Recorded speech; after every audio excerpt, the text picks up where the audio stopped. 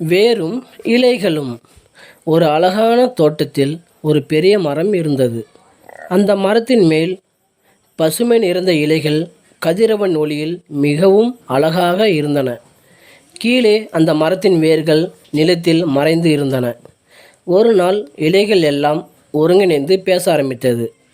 இந்த உலகம் எங்களுக்குத்தான் இருக்கிறது, எங்களால் தான் இந்த மரம் அழகாக இருக்கிறது என்று ஒரு இலை கூறியது.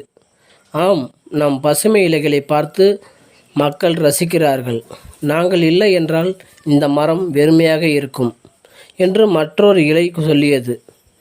இலைகள் அனைவரும் ஒருவருக்கொருவர் பாராட்டி பெருமையாக பேசின. ஆனால் அந்த மரத்தின் வேர்கள் எல்லாம் நிலத்துக்குள் அமைதியாக இருந்தது, ஒன்றும் பேசவில்லை. அப்போது வேர்களில் ஒன்று மெதுவாக கூறியது, நாம் இருப்பதால் தான் இந்த மரம் உயிருடன் இருக்கிறது என்பதை இலைகள் உணர மறுக்கின்றன.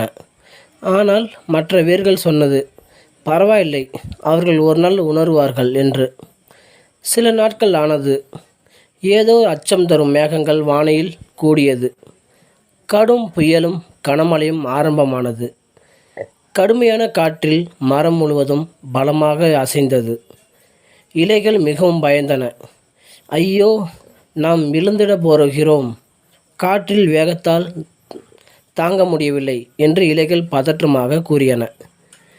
பேசிக்கொண்டிருந்த சில இலைகள் பலமான காற்றில் சிதறி கீழே விழுந்து விட்டன. மரம் முழுவதும் குலுங்கியது. அந்த நேரத்தில் நிலத்திற்குள் மறைந்திருந்த வேர்கள் மிகவும் வலிமையாக நிலத்தை பிடித்து வைத்திருந்தன. தைரியமாக இருங்கள், நாங்கள் இருக்கிறோம் என்று வேர்கள் மரத்திற்கு உற்சாகமாக கூறியது. ஒரு சில மணி நேரங்களில் புயலும் மழையும் நின்றது. வானம் மீண்டும் தெளிவாயிற்று. சூரியன் மீண்டும் தோன்றினான். இப்போது இலைகள் மிகவும் அடக்கமாக மாறின.